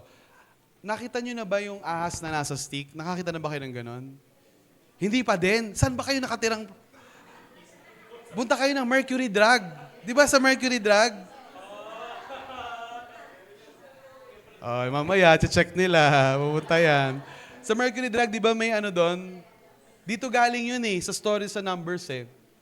Ano yun? Bakit may ahas na nakatusok sa stick, sa itataas, tas gagaling lahat? Hindi ba ang ahas ay simbolo ni Satanas? Hindi ba na ang ahas ay simbolo ng kasalanan sa Bible? Kung may metaphor ang ahas sa Bible, yun yung kasalanan, sin at kasamaan. Saan ba natin unang na-meet yung ahas sa kwento ng Biblia? Genesis chapter 3. At nilinlang niya si Adam at Eve, di ba? So bakit sinasabi na itataas yung ahas? Tapos lahat ng titingin sa ahas gagaling. Si Satan ba yung magpapagaling sa lahat? Ano yung sinasabi ni Jesus dito? In the book of Galatians, sumulat si Apostol Pablo, He who knew no sin became sin, so that we all can be saved. Cursed is he who is hung on a tree. Ano sinasabi dito ni Apostol Pablo? may mangyayari sa anak ng Diyos na siya na perfect at walang kasalanan ay mapupunta sa kanyang lahat ng kasamaan. Waring ahas siya kasi lahat ng kasamaan at lason ng sangkatauhan ay mapupunta sa kanya. At itataas siya. Sinasabi hindi pa siya namamatay nito pero sinasabi niya kay Nico yung mangyayari. Nicodemus, ako yun. At itataas ako sa stick, ipapako ko sa krus. At lahat ng titingin sa akin ay magkakaroon ng buhay na walang hanggan. Yung kwento na yun sa Old Testament is supposed to prefigure what Jesus will do when He comes so that the nation of Israel will recognize Him when that happens. So sinasabi ni Jesus, ganun kamahal, ganun ko kayo kamahal, na lahat ng kasalanan niyo mapupunta sa akin. Nasubukan niyo na ba na mapag-initan sa opisina, sa trabaho? Hindi niyo kasalanan, pero sa inyo sinisi. Unfair. Galit na galit ka. Yung totoong may kasalanan, siya yung na-promote. Ikaw na walang ginagawa, nabawasan ka, natanggal ka pa, o nalagay ka sa mababang posisyon. Ilan sa inyo alam niyo yung pakiramdam na yon? Para nasa group project kayo, ikaw talaga yung gumawa. Di ba nag-ambag lang siya ng pansit canton? Siya yung pinuri ng teacher. Di ba? Kasi pag nag-report, akala mo siya gumawa lahat. Ang galing niya kasi magbida. Ikaw, tahimik ka lang. Pero ikaw talaga gumawa lahat ng yon.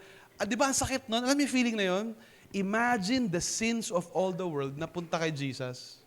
Hindi niya kasalanan na punta lahat sa Kanya. Sinisi sa Kanya. Wari siyang naging kasalanan at kasamaan. Anyong kasalanan at kasamaan. Para tayo ay magkaroon ng kaligtasan. Yun yung sinasabi dito ng verse 16. Kung alam natin yon, na isisisi sa Kanya lahat ng kasalanan, iaalay niya yung sarili niya, therefore, 16 makes sense. Sobrang mahal ng Diyos ang mga tao sa mundo para ipataw yung kasalanan nating lahat sa anak niya. Binigay niya yung kaisa-isa niyang anak para hindi mapahamak ang lahat na naniniwala sa Kanya, kundi magkaroon sila ng buhay na walang hanggan. Maintindihan lang natin yan kung naintindihan natin yung dadaanan ng Panginoong Yesus. Ang sinasabi ni Jesus dito, sa bronze snake on a pole, ay yung mangyayari sa cross. At dahil sa cross, magiging available yung kapanganakan na muli sa lahat. Ano nangyari kay Nico? Alam nyo, kung babasahin nyo yung verse 3, may kita nyo kahit sa katapusan ng verse, hindi na siya nabanggit ulit. Diba? Pag binasa nyo yan, ang ganda sana ng ending yan, parang, Lord, tulungan nyo ako, sumasampalataya ako sa'yo, tapos na-save siya. Naging disciple siya. Hindi. Umalis siya ng marami pa ring tanong. Ilan sa inyo dito, marami pa rin kayong tanong kay Lord? Pero alam mo, ang maganda, kahit marami pa siyang katanungan, nagsimula na si God sa heart niya. Pag tumalon kayo sa chapter 7, meron ditong, in verse 51, meron ditong instance na inaaresto na si Jesus. Gusto siyang hulihin. Sabi ni Nicodemus, lumabas ulit si Nicodemus sa kwento. Chapter 7:51. Sa law natin, hindi natin pwedeng parusahan agad ang isang tao. Dapat marinig muna natin ang side niya para malaman kung anong kasalanan ang nagawa niya. Nakita niyo dito? Walang sinasabi dito na naging disciple na si Nicodemus, pero nung aarestuhin si Jesus, pinagtanggol niya si Jesus. Teka lang, huwag niyo muna siya arestuhin. Pakinggan muna natin siya. Baka wala siyang kasalanan. Hindi ba nakalagay sa law yun? Na kailangan muna pakinggan siya? So from a curious seeker to a cautious contender. Cautious. Maingat pa rin siya, pero pinaglalaban niya na si Jesus. Lumalaban na siya. Pero maingat pa rin. Hindi pa rin siya hayagan na, Kristiyano ako, disciple ako. Maingat pa rin siya. Tignan lang muna natin. Huwag mo muna siyang i-judge, kumbaga. Pero gusto kong ipakita sa inyo yung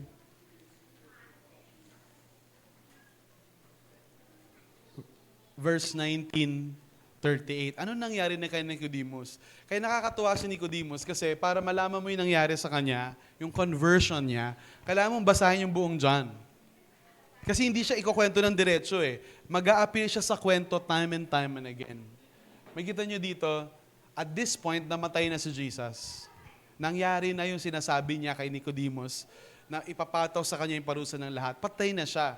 Kasama ni Joseph si Nicodemus na pumunta doon. Siya yung bumisita dati kay Jesus ng gabi. So kung nasa chapter 19 ka na, ipinapaalala sa'yo nung author, naalala mo dati, nung verse 3, ay bumisita kay Jesus, siya yon. May dala siyang 30 kilos ng pabango na gawa sa pinaghalong myrrh at aloe. Ano yung pabango na yan? Ginagamit yan sa burial o sa pag-embalm, sa pang-embalsamo o sa pag-treat ng bading namatay para i-prepare siya for burial. Ang malaking halaga yun, 30 kilos. Mahal yun. Nagawa sa pinaghalong myrrh at aloe. Verse 40, kinuha ng dalawa, si Joseph of Arimathea at si Nicodemus, ang katawan ni Jesus at binalot ito sa telang linen kasama ang mga pabango. Ayon ito sa kultura ng paglilibing ng mga Jews. May garden malapit sa lugar kung saan pinako si Jesus at may bagong libingan doon na hindi pa nagagamit. Si Joseph of Arimathea yung may-ari ng libingan, na pangmayamang libingan, na wala pang nakagamit. At si Nicodemus naman yung nagdala ng pang-prepare sa katawan niya. Anong makikita ninyo at this point? Pinatay si Jesus. Jesus was at his lowest. In fact, his followers nagkulasan na lahat, hindi mo na makita. Naubos na lahat. Ang natitira na lang, si Maria at si John na nagsusulat nito. Pero sa kabila ng yon, ni-risk ni Nicodemus yung posisyon niya sa Sanhedrin, yung pagiging teacher niya, pag nakita siya na pinapabanguhan niya yung kriminal na pinatay ng council niya, anong mangyayari pag pumasok siya sa trabaho? Bubulihin na siya sa trabaho. Jesus, ano ka pala? Kasi i-remember, namatay na yung yung founder nila namatay na yung leader nila Pero kahit ganun, ano nangyari kay Nicodemus? Tinaya niya yung pangalan niya. Tinaya niya yung career niya. Tinaya niya yung reputasyon niya. So from a cautious contender to costly commitment. Nakita mo yung transformation niya? Ngayon, ang commitment niya, costly. Pag sinabing costly, may presyo yung commitment niya kay God, may mawawala sa kanya na malaki. Ito yung ibig sabihin ng isang disciple.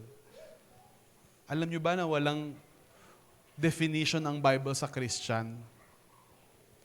Kahit yung salitang Christian, walang definition ng Christian sa Bible. In fact, ang Christian is a derogatory term na pang-asar ng mga Romano sa mga tagasunod ni Jesus. The word Christian is supposed na panlalait sa atin, sa mga tagasunod ni Jesus. Kaya ang gumamit niyan, mga Roman na nangbubuli. Yung mga Christian na yan. Pero alam niyo kung anong tinuturo ni Jesus? The word disciple. Yun ang may definition. Isang totoong tagasunod. Hindi religion lang. Hindi Christian lang. Disciple. And a disciple would carry his cross and follow after him. And the cross na pinasa ni Jesus, meron ding cost kay Jesus. Meron ding cost sa atin yung pagsunod kay Jesus. Ibig sabihin nun, may mga bagay na tayo hindi na natin gagawin kahit gusto natin dati. May mga iinumin tayo, hindi na natin maiinom. Makakain na hindi na makakain. Mga bagay na tatalikuran, may cost yun Pero nakita ninyo yung growth ni Nicodemus. From someone na curious lang, cautious, maingat pa siya, pinagtatanggol si Jesus. Ngayon, hayag-hayagan na. Lantaran na. Sumusunod siya kay Jesus. My hope and prayer for you is this. 2025 will be the year na ma-encounter natin si God. That God will move us from being curious to contenders for the faith. Nakikipaglaban para sa pananampalataya. At yung commitment natin sa Kanya ay magkaroon ng totoong presyo sa atin. a cost that we are willing to pay. And you know why we can pay that cost, that commitment, na tumalikod sa lahat ng kasalanan, at huwag sumamba sa kahit sinong Diyos-Diyosan, at si Jesus lang, Jesus period, siya lang. The reason we can do that is because He paid a more costly price. The Father gave His one and only Son so that we can have eternal life. This year, and for the rest of this prayer and fasting, my hope and prayer is mabuhay yung curiosity natin kay Lord ulit. Hanapin natin yung daanan niya. Hanapin natin yung mga paraan ni Lord. Lalo na kung pinanganak ka sa born again na pamilya. Lalo na si Zoe siguro at si Luke. Hindi sapat na pastor yung tatay nila. O lumaki lang sila sa church. Kailangan si Zoe at si Luke ma-encounter nila mismo si Jesus. At malaman nila for themselves yung cost ng pagsunod sa Kanya. That's my only hope and prayer for my children. Darating yung panahon, susunod din sila sa Panginoong Yesus. Hindi aanib sa isang reliyon, ha? Ang dali lang nun. Ang dali lang magpalit ng reliyon. Pero yung sumunod ka talaga sa Panginoon, sumunod ka sa salita niya, yun ang mahirap. May cost yun. Pero, nagagawa natin yung bayaran dahil nauna munang may ginawa si God sa atin. Halimbawa, nag-share ka, no? May sineshare ng kang kapitbahay, pre, alam mo ba tungkol kay Jesus ganyan-ganyan? Tapos hindi ka pinansin. Hindi ka pinansin. Dinedma ka lang. Ibig sabihin, hindi pa siya ready. Kasi tandaan nyo to, pag may taong lumapit kay Jesus, nakalapit siya dahil ni-ready na siya ni Jesus. Hindi yun dahil ang galing niya. Ang galing lang ng logic niya, naintindihan niya. Hindi. May ginagawa muna si Jesus. Parang si Nicodemus, may ginawa na si Jesus sa kanya bago pa lang siya nakipag-meet eh. Kasi nakita niya na yung change lives, yung miracles eh. Kaya nagtanong siya ngayon. Ganun din tayo. Pag nag-share tayo sa iba, tapos pinapersecute tayo, tayo pinapakinggan, okay lang yun. Hindi pa sila ready. Darating yung panahon, makakamit ka ng tao na ready. Kasi pag sinaran mo siya, magtatanong siya sa'yo, paano yung ganito? Pre, bakit ganun? Bakit ganyan? Alam mo na may ginagawa na si God dun sa tao kasi curious na siya eh. Ikaw naman, isi-share mo si Jesus sa kanya. Isasama mo siya sa church. Tuturuan mo siya magbasa ng Bible. Di ba? Ba't ba natin ginagamit yung Pinoy version dito sa 2 p.m.? Nakakawala naman ng ano yan, pastor? Parang nakakawalan ng feeling ng religion. Hindi ko feeling na religious pag... Yeah, I hope it does that. You have to stop with your fantasy na religion ito. Read the Bible in a language na maintindihan mo. Hindi importante religyoso yung lingwahe, importante na intindihan mo ba? Anong gusto mo? Yung tunog na parang pang-religyoso talaga. Tapos hindi mo naman naintindihan. Hindi mo rin siya masusunod. Alam niyo ba paano nangaral si Jesus? Nangaral siya sa salita noong panahon nila na hindi high formal Greek. Koine Greek nga eh. Yung salita nila noon, parang Taglish, parang mix. Mix ng Bisaya, ng English, ng magkakahalo para maintindihan siya ng mga ordinaryong tao. Pinaka-importante sa lahat, maintindihan natin yung salita ng Panginoon. Maging curious at kilalanin natin siya. And the Lord will do an amazing work sa atin. Alam niyo, pag pinanganak ka muli, si Lord lang pwedeng gumawa niyan. At hindi mo ma-explain. Kahit ako tanungin niyo ako, Pastor, paano ka na born again? Pwede lang akong magkwento sa inyo. Ito nangyari sa buhay ko. Ganun-ganun lang. Pero paano? Kailan yung eksaktong oras na born again ako? Hindi ko alam. Kailan ba naging Kristiyano si Nicodemus? Malay natin. But somewhere along the way, the Lord, umihip yung hangin ng Diyos at binago yung puso niya. And started na naging totoo na yung commitment niya. Hindi na to parang pupuntahan lang niyang simba. It's a way of life. Discipleship is a way of life. It affects your relationships. It affects your marriage. It affects your finances. It affects the way you do your work. It affects the way you do your school. It affects all of your life. Because you're born anew. Binago ka na ulit. Born from above in other translations. Pinanganak ka hindi lang ng tao, pinanganak ka ng Diyos sa Espiritu niya. Mapapansin mo yun, nag-iiba ka na. Magugulat ka na lang, magigising ka na lang, iba na ako. Ba't ako ganito na? Wala na akong panlasa sa dati kong mga biso. Kailan mangyayari yun? Hindi natin alam. But as you follow Jesus as a disciple, from curiosity ka lang, pinagtatanggol mo na siya, totally committed ka na sa Kanya, somewhere along the way, the Lord will change you. Pinakamalungkot sa lahat, yung narinig mo na si Jesus, tas hindi ka na-transform. Sayang. Sayang, kapatid. Sayang. Anong sabi ni Jesus? Kung hindi ka pinanganak sa tubig at espiritu mo, espiritu ng Diyos, hindi mo makikita ang paghahari ng Diyos. So huwag kayong malinlang. Na kasi sa birth certificate ko nakalagay, evangelical Christian, pupunta ako ng langit talaga. Na born again ka na ba? Nagkaroon ka na ba ng panlasa sa mga bagay ng makalangit? Nag-iba ba yung lifestyle mo? Nawala na ba yung panlasa mo sa mundo? O taga-mundo ka talaga? Itong mundo to na susunugin sa imperno. Taga dito ka. Kasi wala kang kinaibahan sa mga taga rito eh. At alam mo yung pagkakaibang yon, Diyos lang yung pwedeng gumawa nun. Pero kailangan katulad ni Nico, nandun ka kay Jesus. Nagtatanong, ini-expose mo yung sarili mo sa katuruan niya. Ini-expose mo yung sarili mo sa salita niya. And doon nagsisimula yung transformation na yun. Yung sinasabing, wiwisikan ko kayo, washed by the water. Alam niyo ba paano nangyayari yun? Through the Word of God.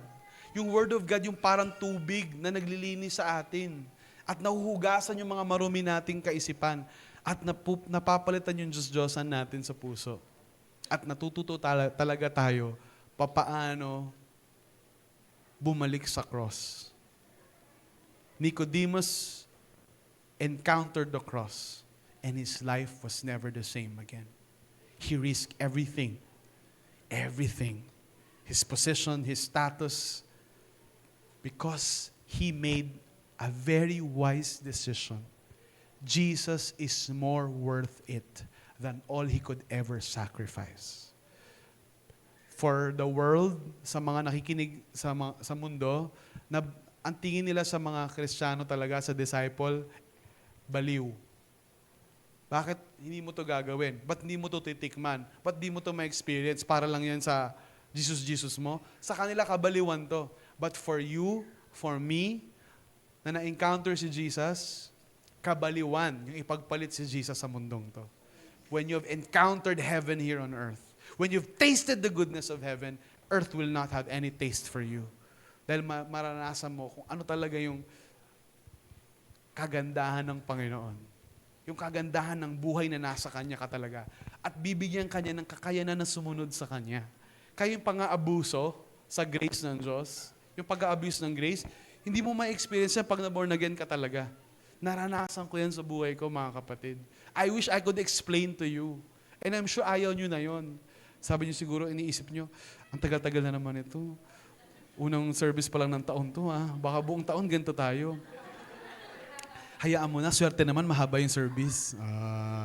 Yan ang iniisip nyo, no? But let me tell you this, it's not about swerte or it's not about fulfilling a religious obligation. Encounter the Lord. My hope and prayer is this, huwag masayang yung enkwentro ng pamilya nyo sa Diyos. Alam mo yun, yung nanay mo mahal na mahal si Lord, tas ikaw na sinilang niya, naging anak ni Satanas, isipin mo yun, nakakalungkot yun sa nanay mo, kawawa yung nanay mo. My hope and prayer is this, bawat isa sa atin, ma-encounter natin si Lord and it changes us. It changes us. And darating yung panahon, hindi mo na rin ma-explain paano ka binago ni Lord. Hindi mo na rin matrack yung timeline mo kasi pag nititignan mo yung mga Facebook, kailan ba dito? Basta somewhere ng 2025 to 2026, may nag-iba sa akin eh. And I hope maging ganun kayo. You'll be able to say that and people will see. Di man sila niniwala kasi hindi na nakita yung hangin, nakita nila yung mga natumbang puno. Nakita nila paano tinumba ni Lord yung mga bagay sa buhay mo na dapat itumba. At nakita nila paano ka baguhin ng Panginoon. Sasabihin nila, buhay yung Diyos neto. Hindi ito kwentong barbero lang. Buhay talaga yung Diyos neto. Nakadaupang palad niya yung Diyos. May that be a reality for every family in Life Nova. Let's all stand and pray.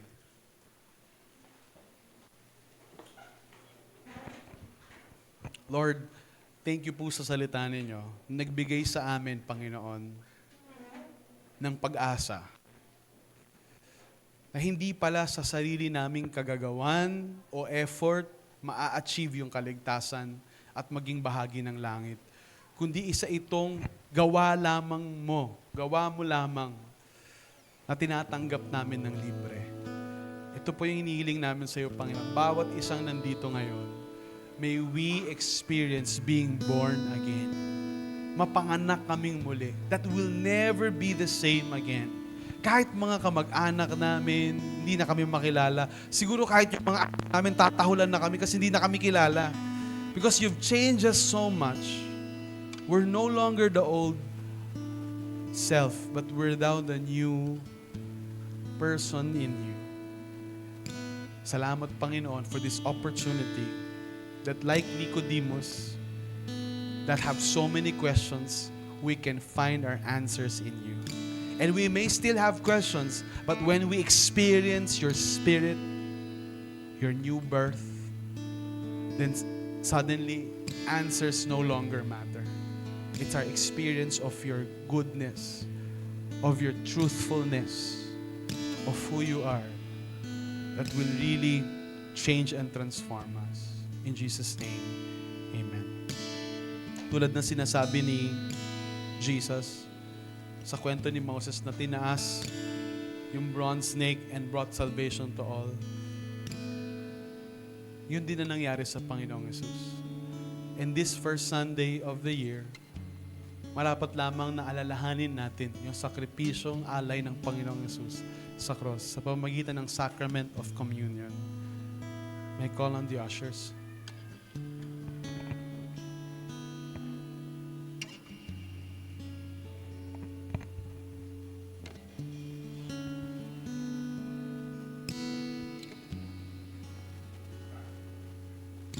The Lord Jesus, on the night that He was betrayed, took bread and said, "This is my body. Take this and eat. Do this in remembrance of me." After supper, He took the cup and said, "This is my new covenant in my blood. Do this as often as you drink it in remembrance of me. For as often as you eat this bread and drink the cup, you proclaim the Lord's death until He returns." Communion is a participation in what Jesus did on the cross. Kasama niya tayong mamamatay at kasama niya tayong mabubuhay din muli. Ang communion ay isa ring pagsasabi na ako ay kabahagi ng katawan ni Kristo. Ako ay bahagi ng pamilya ng Diyos. At isa rin itong pananabik sa muling pagbabalik ng Panginoong Yesus. Taas po natin ang tinapay at manalangin. Panginoong Yesus, marami pong salamat sa iyong katawan na nabayubay sa krus para sa kapatawaran ng aming mga kasalanan. Salamat sa iyong katawan na tumanggap ng parusang dapat ay sa akin. Sa pagkain ko nito, Panginoon, sinasabi kong walang ibang sukat makakapagligtas sa tao kundi ikaw lamang, Panginoon. Sa pagtanggap ko nito, tinatanggap ko ang iyong awa, ang iyong habag, ang iyong grace na hindi ko deserve.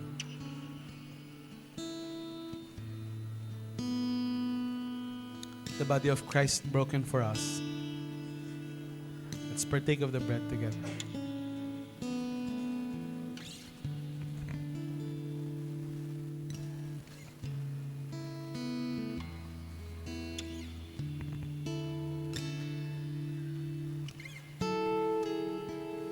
Let's lift the Lord's cup.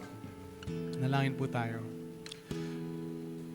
Panginoon, salamat po sa iyong dugo na nabuhos sa krus, na naghugas ng aking mga kasalanan. Salamat dahil walang hanggan ang habag at awa mo sa akin. Ilang beses man po kaming magkasala, laging nariyan ang iyong habag para kami ay linisin at patawarin. Tinatanggap po namin ang kapatawaran ng aming mga kasalanan at kagalingan ng aming mga sakit, espiritual man o pisikal, kami ay tumatanggap ng kagalingan ngayon sa pagtanggap namin ng kupitang ito. The blood of Christ shed for us. Let's partake of the cup together.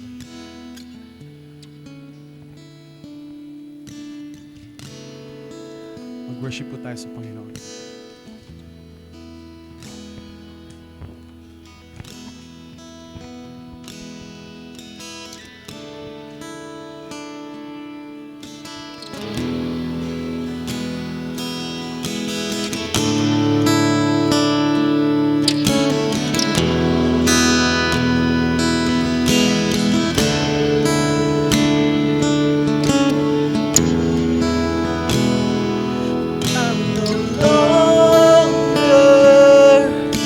What I used to be, I am stronger because you lived in me. The old is gone, the new has come. I'm alive.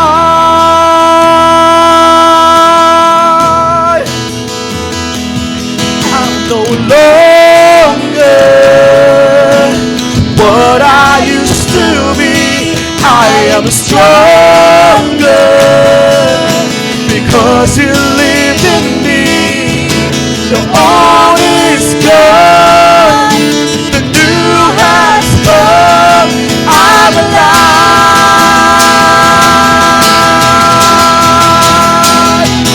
and you give me beautiful ashes, and you pull me close to your heart.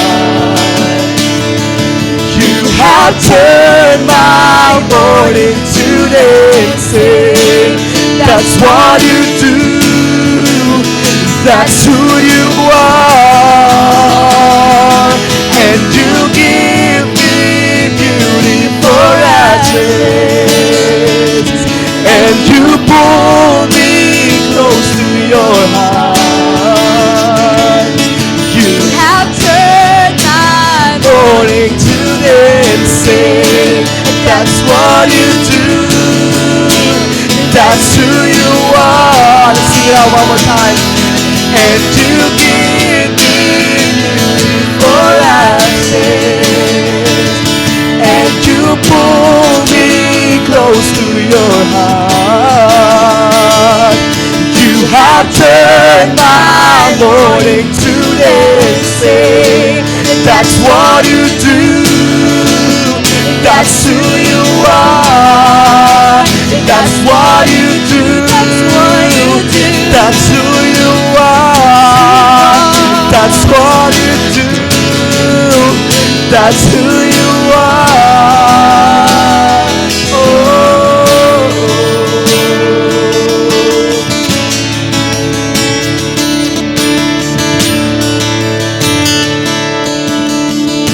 Thank you, Lord, for this morning.